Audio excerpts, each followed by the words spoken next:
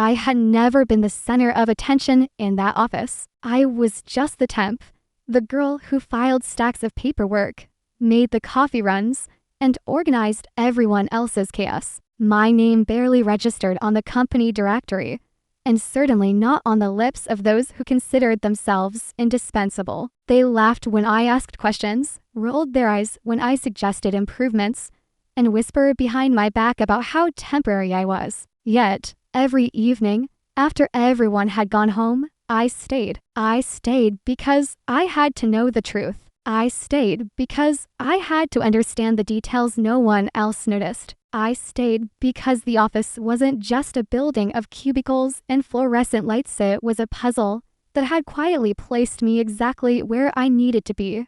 I remember that Thursday morning vividly. The layoffs memo had landed like a guillotine over the office. People were packing their desks, some crying quietly, others feigning calm while scanning LinkedIn for emergency exits. The air was thick with fear and resentment, and the laughter of my supervisors felt more grating than ever, a reminder that they believed themselves untouchable. I smiled quietly to myself, finishing my coffee before standing up and sliding my ID card across the scanner. Everyone assumed it was another day of filing forms, answering phones, and watching their empire crumble. They didn't know I had been quietly keeping track of everything weeks ago. In a dusty cabinet tucked behind the HR office, I had stumbled upon a folder labeled Acquisition Agreements.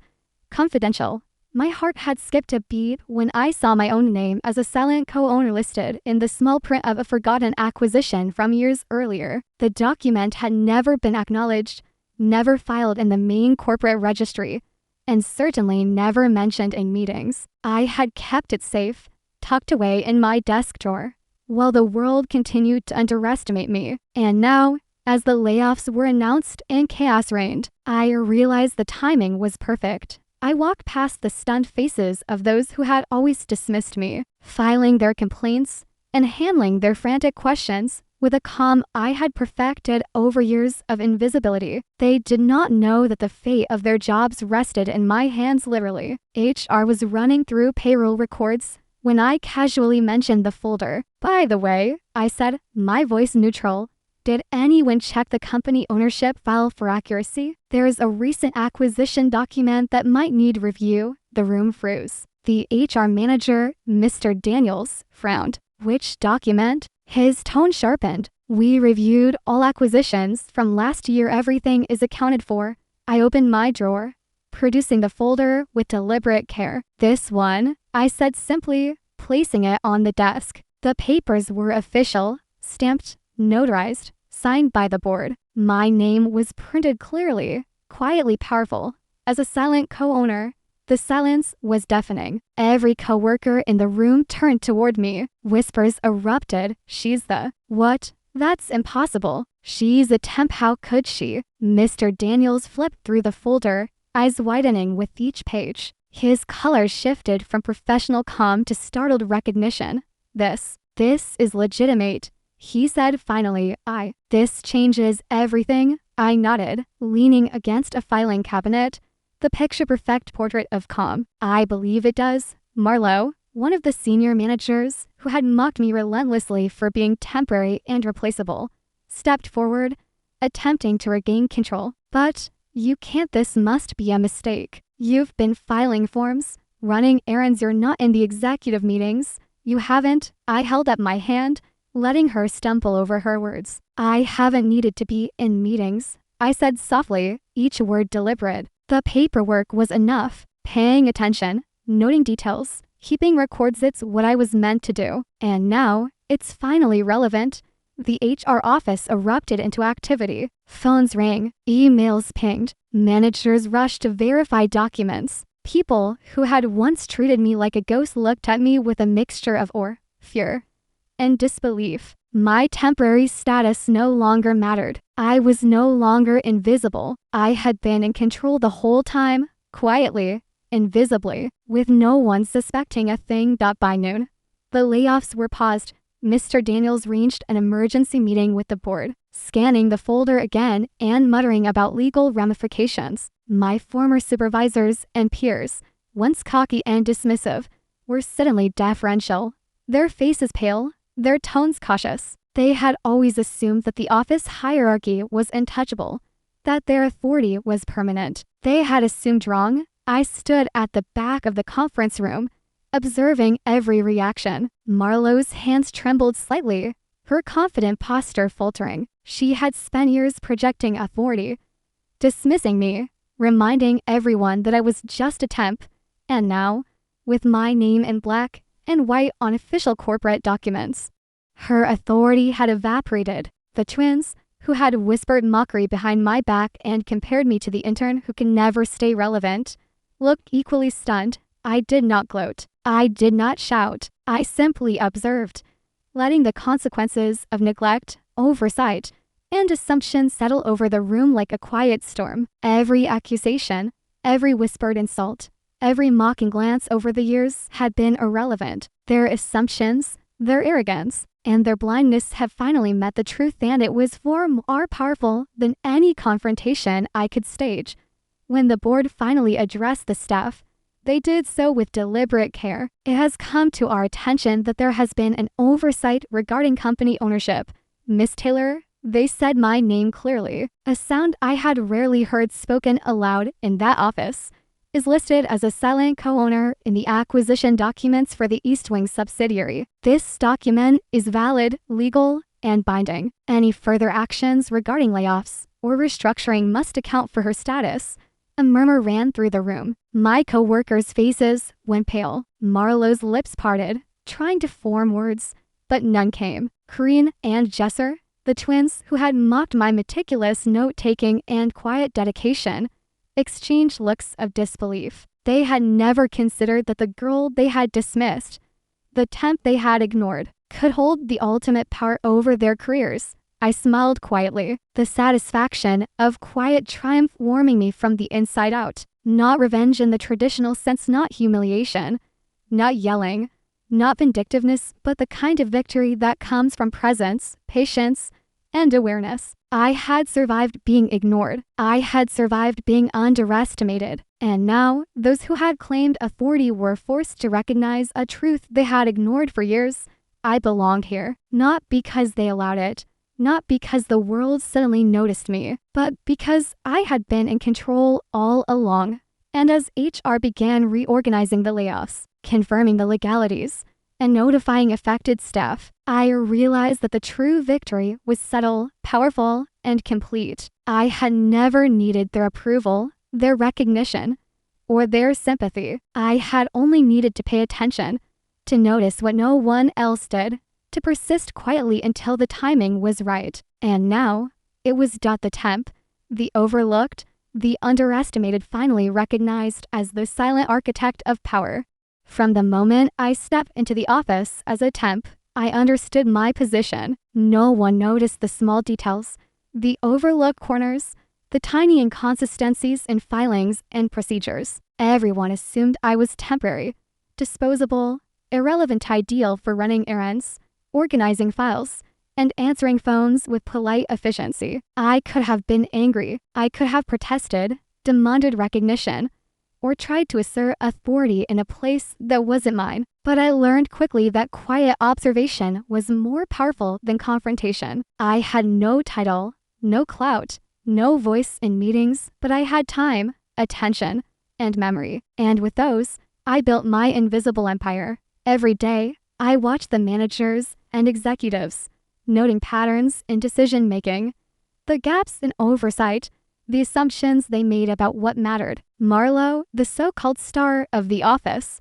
spent hours directing and redirecting the work of others, always projecting confidence, always dismissing suggestions. She would glance at me occasionally, just enough to remind me of my place, and move on. Corinne and Jesser, the twins, whispered constantly, assuming I was too quiet to notice the mockery, the jokes, the way they deliberately left me out of informal lunches and after-work gatherings. They were wrong. Every whisper, every smirk, every roll of the eyes was cataloged, stored, and understood. I learned the rhythm of the office. I memorized the filing systems, the passwords, the locations of forgotten documents. I learned who ignored what forms, who left critical approvals unsigned, who assumed someone else would manage errors. I became the invisible pulse of the office, aware, present, and patient. No one noticed me, and that was my advantage. They thought invisibility meant weakness. I knew it meant opportunity. Late nights became my domain. While the office hummed with chatter, late nights were mine alone. I sat at the corner workstation, surrounded by stacks of folders, scanning through contracts, cross-referencing acquisition agreements, and double-checking signatures. The acquisition file that would later change everything had been discovered in one of these quiet nights, tucked behind a row of dusty corporate archives. I noticed the small anomaly, the misfiled documents, the overlooked notation about a silent co-owner. It seemed trivial to everyone else, but to me, it was a key. I didn't rush to claim it. I didn't announce it. I documented it, stored it carefully, and waited. They mocked the fact that I stayed late. "She's obsessed with filing forms," Marlo had said once, rolling her eyes to the twins. "It's like she thinks she owns the office already." They laughed. I smiled quietly to myself. Obsession? No. Awareness, attention,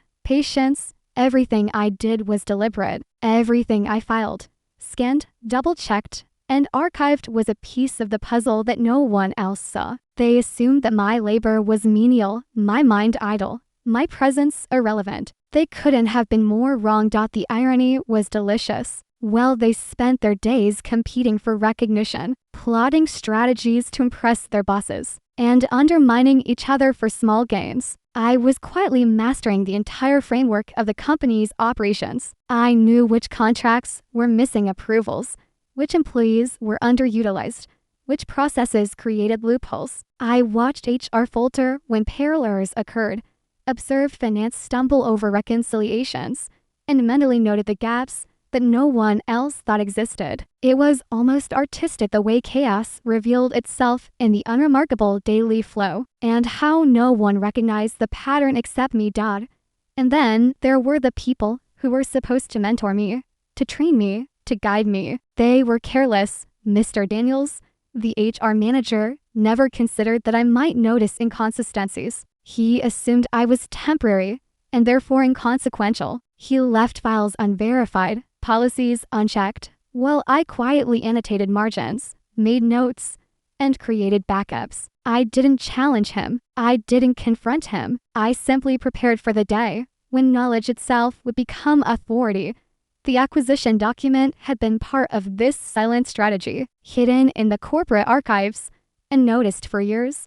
It was the forgotten artifact of a deal that the company had never fully integrated into its systems. My name was printed there, not for show, not for recognition, not for applause, but as a legal marker. The company had forgotten it existed. My coworkers had forgotten it existed. The executives had forgotten it existed. I had remembered it, and that memory became my quiet advantage.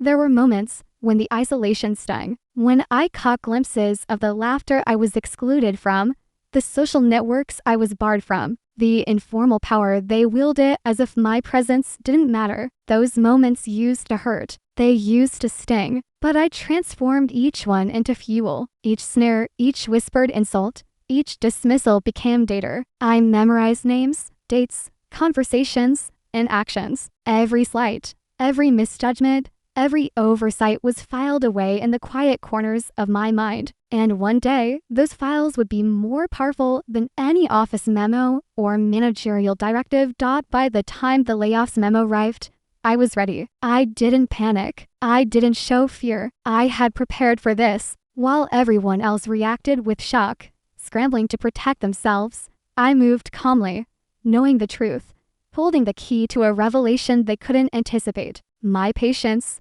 my attention, and my quiet labor had brought me here. They assumed they controlled the narrative. They assumed I was powerless. They had assumed wrong. When I revealed the ownership document, the reactions were instantaneous, visceral, and satisfying in the most restrained way. Shock, confusion, panic.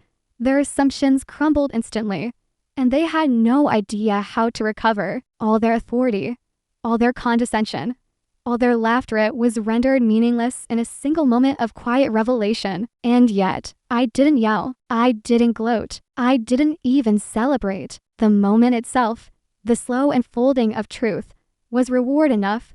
I realized then, fully, that power isn't always loud. It isn't always visible. Sometimes it's in the patience to notice, the ability to endure, the discipline to wait for the perfect moment. I had been underestimated for years, and yet here I stood, holding authority that had been mine all along, a silent co-owner in a company that had treated me as disposable. The world, finally, had to see me differently, not because I demanded it, but because truth has a way of asserting itself. And as I observed the faces of those who had once mocked me, the prideful Marlowe, the whispering twins, I understood that true victory is subtle, quiet, and profound. They could feel it, even if they didn't yet understand it. The temp, the invisible, the overlooked, had been quietly building control, quietly observing, quietly mastering. And now, the world, in the form of HR, the board, and the stunned employees, would finally recognize what they had ignored for so long. That day, I didn't just survive being underestimated, I transformed it into leverage, into authority, into inevitability. The lessons I had learned from neglect, dismissal, and invisibility became my armor and my weapon. I had endured being overlooked, and now I wielded the power of revelation. The temp was gone. In her place stood someone who had seen everything, remembered everything, and waited for the precise moment when knowledge itself would demand recognition. By the end of the day, the layoffs were paused, my legal position confirmed, and the office hierarchy, built on arrogance and assumption, had shifted subtly, irreversibly. I didn't gloat. I didn't need to. The power, the recognition, the quiet satisfaction was already mine, and the people who had doubted me, mocked me, and overlooked me would never forget it. The office had transformed overnight, though the fluorescent lights and humming printers made it feel deceptively normal. People whispered in corridors, double-checked files, and stared at me with a mixture of awe and fear. I walked through the open plan floor, calm, deliberate, as though nothing had changed, though everything had. Marlowe and the twins were no longer the unchallenged center of authority. HR had begun its internal audits. Board members were asking for explanations, and every desk I passed seemed to hold someone questioning their assumptions about the temp they had ignored for years. I had become the quiet storm that nobody anticipated, the invisible presence, who suddenly held leverage over everyone who had once dismissed me. Marlowe's posture had stiffened into an artificial composure, her eyes darting constantly toward me, betraying the internal panic she tried to mask. She approached cautiously, attempting to assert authority, as if the old hierarchy could somehow be reclaimed. Miss Taylor, she began, her tone wavering, about the ownership file. I think there's a mistake. Perhaps HR misfiled the document. I smiled faintly, the calm of someone who has seen the board minutes, the contracts, the notarized stamps, and the signatures countless times. There's no mistake, I said, soft but unyielding. Everything in that folder is accurate. The acquisition was legal, binding, and fully documented. My role as silent co-owner is legitimate. The twins, Crean and Jesser, flanked her, their expressions oscillating between disbelief and desperation. They had spent years believing their authority was unshakable, and now they were grasping at straws, trying to make sense of the shift. But you've just been filing paperwork, Jessa stammered. How could we? I raised a hand to stop them. You've been interpreting authority as action, assuming visibility equates to power. That's a mistake many make. You believe that speaking loudly, moving quickly, and taking credit created control. It doesn't. Understanding, patience, and precision do. The room fell silent, the air thick with tension. Colleagues who had once ignored me now watched in stunned fascination. The people who had mocked me, whispered about my supposed incompetence, now had to confront the uncomfortable truth. The temp they had overlooked had been quietly orchestrating leverage over the entire office for years. My silence had been a tool, my invisibility a shield, My attention, the foundation of my authority, was scrambling, cross-referencing documents, sending emails to the board, calling in legal counsel. Every action they took was delayed by the reality that the temp had been far more than anyone imagined. I watched their scramble with quiet satisfaction, noting how even C's and executives faltered when confronted with unforeseen truth. The irony was sharp. They had treated me as inconsequential, yet their decisions now required my acknowledgement. Marlowe's voice broke the silence again. I just don't understand. You were filing documents, answering emails. Why wasn't this? Why didn't anyone? Because they weren't looking, I interrupted gently. Because visibility ain't the same as authority. You assume what you see is the full picture. I've learned to notice what you ignore, to remember what you forget, and to act when the timing is right. Your dismissals, your mockery, your laughter, they were irrelevant. What matters is what you cannot see, what you do not anticipate, what you assume is impossible for someone like me to hold. Marlowe and the twins exchanged glances, their previous confidence now replaced with panic. The emails pinging from HR, the phone calls, the hushed boardroom whispers, all of it confirmed a truth they could neither deny nor control. They had relied on assumptions, and assumptions, I had learned, are fragile things. Over the next few days, I observed the patterns in their reactions. They tried to reclaim authority, sending memos, asserting deadlines, arranging emergency meetings, attempting to assert control through familiar channels. But every move they made was countered by reality. Legal counsel confirmed my ownership, HR followed protocol, and every directive now required acknowledgement of my role. I didn't need to intervene directly. The system itself, now aligned with truth, worked in my favor. Yet, I allowed myself subtle interventions. A word here, a clarification there, not to punish, not to humiliate, but to guide the office toward order in a way that reflected the reality of my authority. Slowly, subtly, I became the center, the pivot round which decisions turned. People who had once ignored me sought my approval for processes, asked for my input on contracts, and deferred to my judgment without realizing it. The irony was exquisite. They had dismissed me as a temp, yet now their careers and the smooth functioning of the company depended on me. Marlowe, who had once sneered at my dedication, attempted to maneuver around me. She scheduled meetings, reorganized teams, and tried to assert her experience as a shield. Each attempt was met with quiet correction, gentle clarification, or a reference to documented legal obligations. I didn't confront her directly. The documents did that work for me. Every form,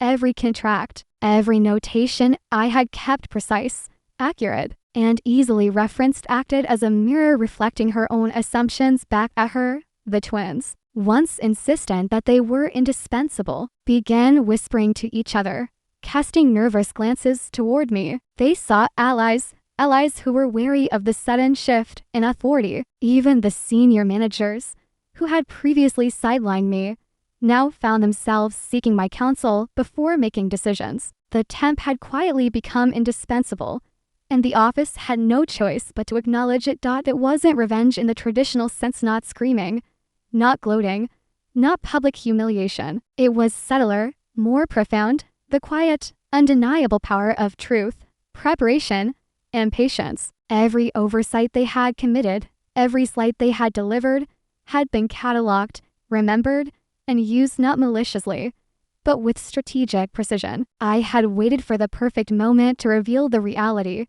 and now the consequences rippled outward in ways they could not control.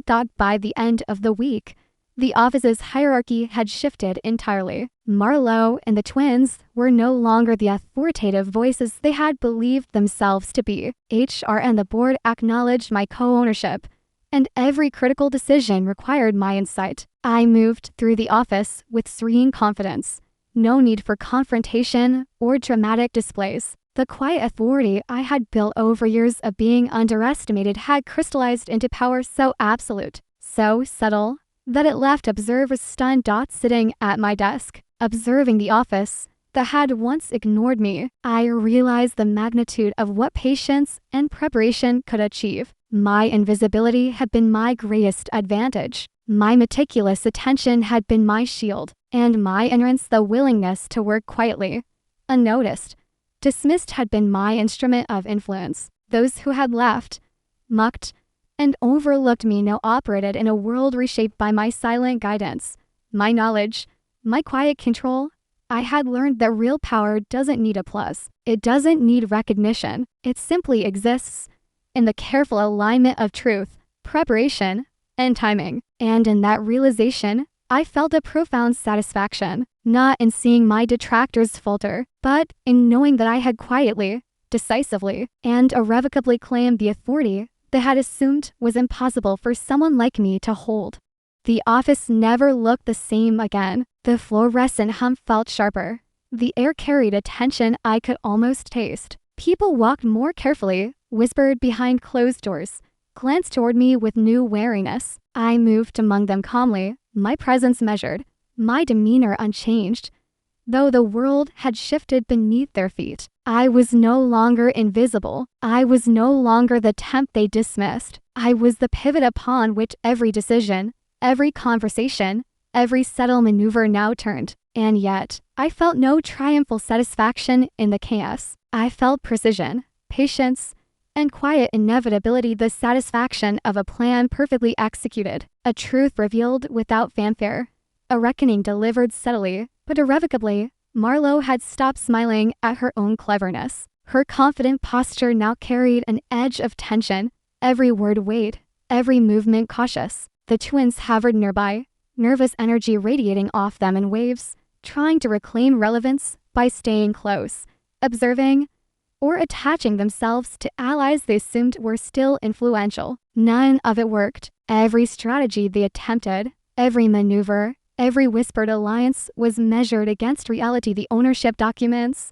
my careful archives, the precise records I maintained. They quickly realized that no manipulation, no charm, no political games could bypass the truth. The temp they had mocked had quietly become indispensable. I watched from my desk as they scrambled to adjust to the new hierarchy. Managers who had once rolled their eyes at me now came to my office, notebooks in hand, asking for verification on processes they had once thought trivial. HR called repeatedly, cross-referencing documents, confirming legal validity, and nervously asking if I had additional instructions or oversight to provide. Even the board reached out, requesting my input on decisions they had previously made without a second thought. I had been underestimated, overlooked, and dismissed for years. Now, every step they took had to account for my authority, my attention, my acknowledgement. The irony wasn't lost on me. I had been handed this power not by ambition, not by manipulation, not by aggressive assertion, but by quiet observation, persistence, and the meticulous execution of tasks no one considered significant. Every file, every note, every overlooked contract I had cataloged became the foundation of authority I now wielded. They had assumed visibility equaled control, charm equaled influence, and loudness equaled importance. They had assumed wrong. I had seen the cracks, studied the patterns, and waited for the precise moment when knowledge itself would shift the balance. That moment had come. Marlowe approached me one afternoon, her face carefully composed, but her eyes betraying anxiety.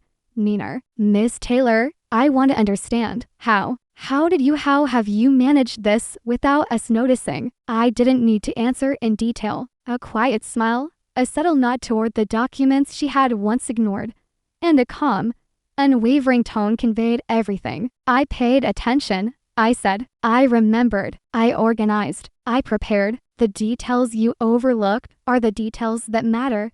Her lips pressed into a thin line. She wanted to argue, to assert dominance, to reclaim her perceived control. But every word, every document, every process pointed to the same truth.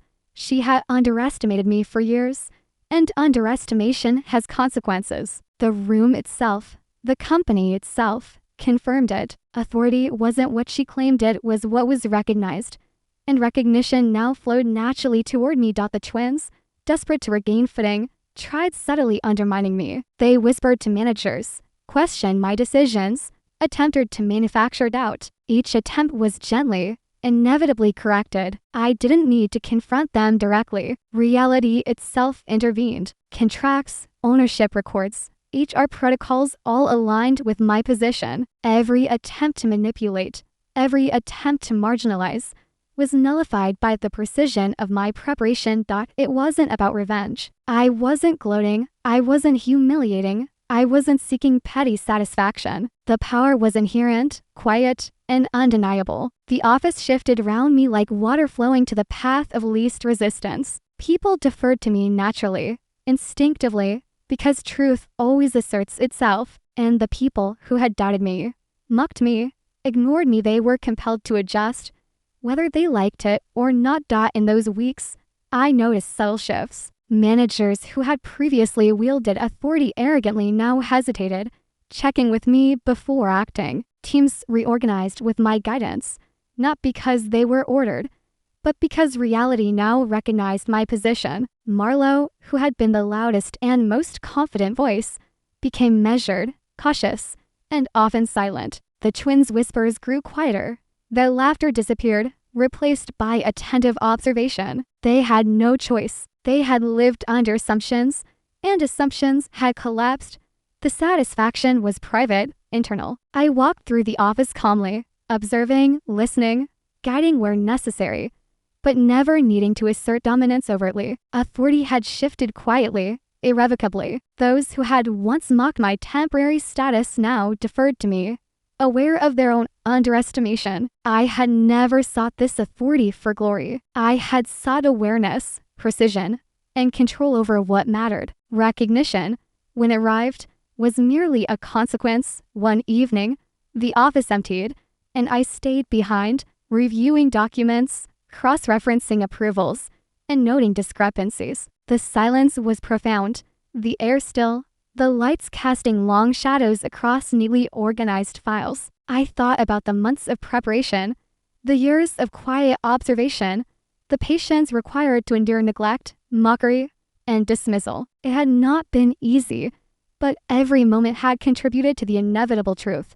I was no longer the temp. I had become the anchor. Marlowe approached the desk one last time before leaving, her voice quiet, almost reverent. Nina, I thank you, I suppose, for clarifying everything. I didn't realize. You will, I said softly. Every decision, every move, every process will remind you. But you will also remember this. Visibility is not power. Patience, observation, and precision are. She nodded, a flicker of understanding crossing her features. She had underestimated me for years, and now, her will had shifted in ways she couldn't control. The twins lingered behind, quiet, contemplative, uncertain. They had laughed at me, ignored me, doubted me, and now they understood the consequences of misjudgment.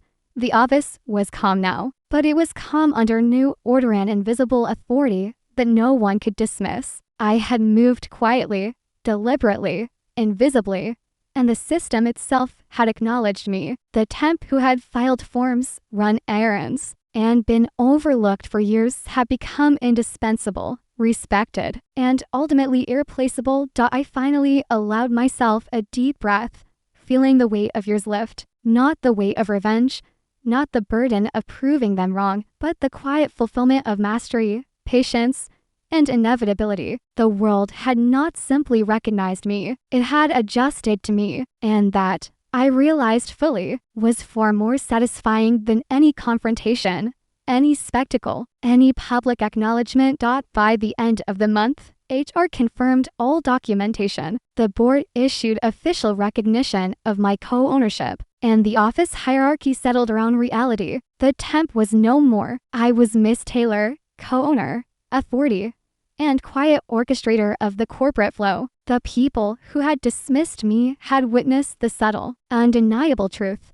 Invisibility can conceal power, underestimation can conceal mastery, and patience can create irrevocable authority. And as I walked through the quiet office that evening, observing the calm, attentive employees, I realized that the ultimate triumph had been achieved not in humiliation, not in spectacle, but in quiet, unassailable recognition.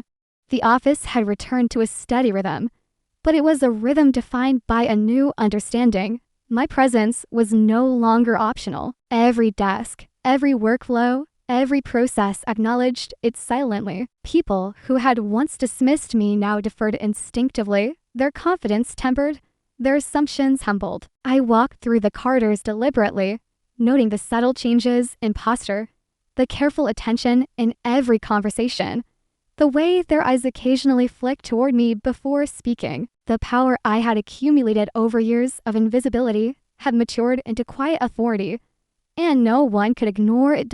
It was in those moments of calm that I reflected on the journey.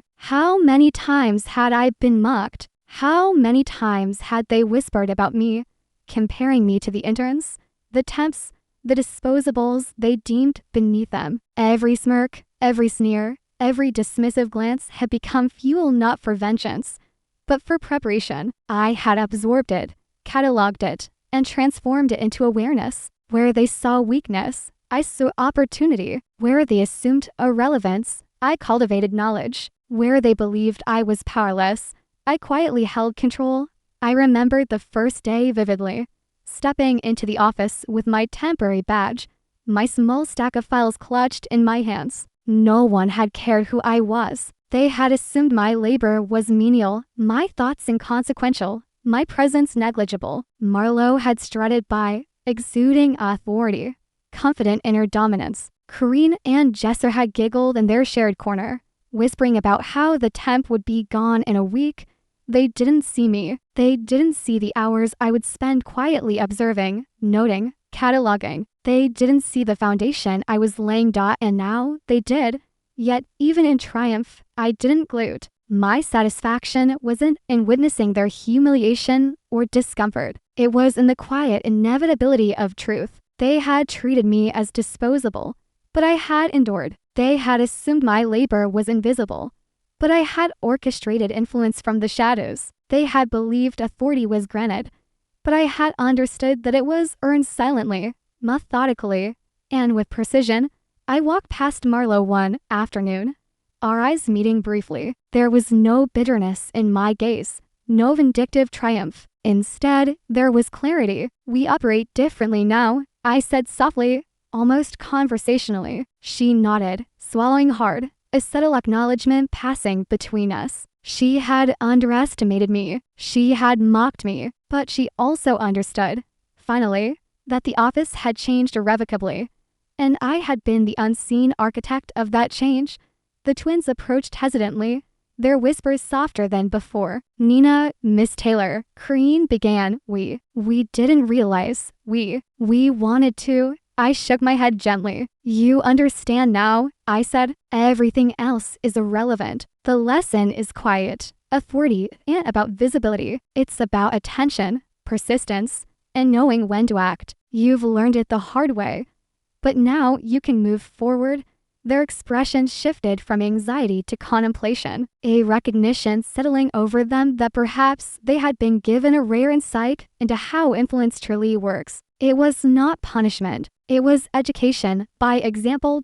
I returned to my office, sitting at the same desk where the folder that changed everything had rested for weeks. The sunlight streamed across the papers, illuminating my notes, the precise organization of years of meticulous work. I allowed myself a small smile, one that reflected not pride, not revenge, but completion. The temp they had dismissed had become essential, indispensable, recognized not through argument, not through shouting, but through quiet mastery. And yet, the full-circle truth was in the subtle, almost poetic detail. The same desk where I had been ignored, overlooked, and dismissed was now the vantage point from which I guided the office, corrected errors, and ensured operations ran smoothly. The desk that had once confined me to invisibility now symbolized my presence, influence, and authority. Every paper I filed, every note I made, every document I kept hidden in plain sight had culminated in this reality. Months later, as the office settled fully into this new structure, I reflected on the arc of my journey. I had endured humiliation, mockery, and dismissal without faltering. I had learned patience, observation, and precision. I had waited for the exact moment when truth would be undeniable, and when that moment arrived, it did so not with spectacle, but with quiet inevitability. Those who had underestimated me could do nothing but acknowledge it. I thought about the first day, again the day I was just a temp. I remembered the casual mockery, the dismissive glances, the quiet assumptions that I would never matter, and I realized the profound satisfaction of having transformed that dismissal into empowerment, invisibility into authority, and neglect into influence. The office, the people, the hierarchy, they had all shifted, aligned with truth, and acknowledged the subtle mastery I had cultivated. As the sun set, painting the office in warm hues of orange and gold, I leaned back in my chair, reflecting on the journey with a calm, quiet pride. I had endured, I had observed, I had waited, and I had emerged, not with theatrics, not with confrontation, but with the undeniable power of awareness, preparation, and truth. The temp was gone, the invisible architect, the patient observer, the quiet force behind the office's operation. She remained, and for the first time in years, I allowed myself to feel complete, whole, and quietly triumphant. The world had assumed my insignificance. It had assumed my invisibility. It had assumed my powerlessness. And now, in the ultimate, quiet twist, it had recognized me fully. The temp they mocked had been indispensable all along. Weeks had passed since the office had adjusted to the new reality. The air no longer carried the tension of disbelief, but a subtle respect had settled in its place. Meetings flowed smoothly. Approvals no longer got lost in oversight, and every process reflected the quiet diligence I had instilled. It was no longer a company of mistakes and missed opportunities. It was a system aligned with precision, awareness, and accountability. The people who had once mocked me now moved with restraint, understanding that every action they took was measured against the reality I had quietly created. And yet, the satisfaction I felt was not for power itself. It was deeper, more poetic. I reflected on the irony. They had defined me by what I lacked: experience, influence, recognition, but in truth, I had cultivated something far stronger. While they had competed for visibility, I had mastered influence. While they had flaunted authority, I had understood control. While they had assumed they knew the rules, I had memorized the entire game, hidden it in plain sight. The power I wielded was invisible to those who had once ignored me, yet undeniable to those who now depended on it. I walked through the office one afternoon, observing Marlowe, Crean, and Jesser at their desks. Their expressions carried humility now, not fear, but acknowledgement. They had learned that authority could not be taken lightly, that dismissing someone based on assumptions invites consequences, and that underestimation is a dangerous gamble. And in that understanding, I found satisfaction, not revenge, not spectacle, but the quiet triumph of inevitability. It was in the little moments that the poetic justice truly revealed itself. I noticed Marlowe double-checking a process I had implemented, Crean hesitating before making a decision, and Jessa quietly deferring to a workflow I had designed. They were no longer free to operate on assumptions or charm alone. Their past arrogance had been replaced by careful consideration, born from the knowledge that one person once invisible now shaped the reality. I allowed myself a small, private smile. I had never sought to humiliate. I had never sought to gloat. My satisfaction came from the alignment of reality with truth, the elegant, quiet revelation that their assumptions had misjudged not just me, but the nature of influence itself. I had endured neglect, mockery, and dismissal, and in the end, it was their oversight that ensured my rise. Their arrogance had written the script. I had simply been patient enough to play it perfectly. Even the younger employees who had once whispered about me now observed silently, sensing the gravity of what had transpired. The lessons were subtle but unmistakable.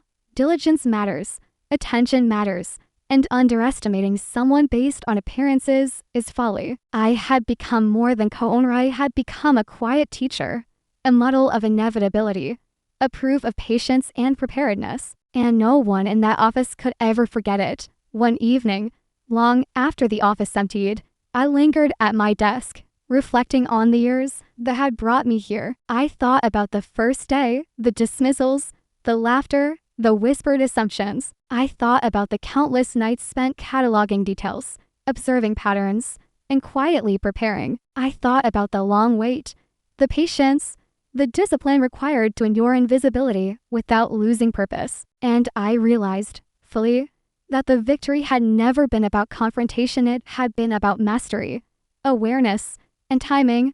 The true poetic justice lay in the invisibility itself. They had mocked what they could not see, overlooked what they assumed irrelevant, and ignored what they assumed powerless. And yet, it was precisely those qualities, my quiet diligence, my meticulous organization, my patient endurance, that had become the very foundation of authority. The irony was exquisite. They had defined me by absence, and that absence had become my power. I stood by the window, looking out at the city skyline, golden lights spilling across glass towers, each reflecting the same lesson. Perception can deceive, assumptions can mislead, and invisibility can conceal remarkable force. I had endured, observed, and waited. I had transformed dismissal into influence, mockery into strategy, invisibility into undeniable authority. And now, as the city pulsed quietly below, I understood fully that the world had not simply recognized me, it had aligned itself with the truth I had quietly shaped. The temp, the invisible, the overlooked toil of that was a memory now. In its place stood someone patient, observant, and undeniably indispensable. I had claimed what was mine not by force, but by quiet inevitability. I had taught the office, through subtlety and consequence, a lesson they would carry forever. Underestimate someone at your peril. And in that quiet, profound reflection, I allowed myself the deepest satisfaction of all. Not vindication, not spectacle, not revenge, but the knowledge that truth, patience, and precision had prevailed. The office had been transformed. The people who had mocked me had been humbled, and I, the one they had dismissed, had become both architect and authority, the quiet force that shaped everything. Finally recognized, finally complete, I sat back in my chair, letting the silence fill the space around me, and smiled. The story had come full circle. The temp they had mocked was gone. In her place stood someone who had endured, observed, prepared, and ultimately claimed not just authority, but poetic justice. The legacy was quiet, subtle, and absolute, and it was mine.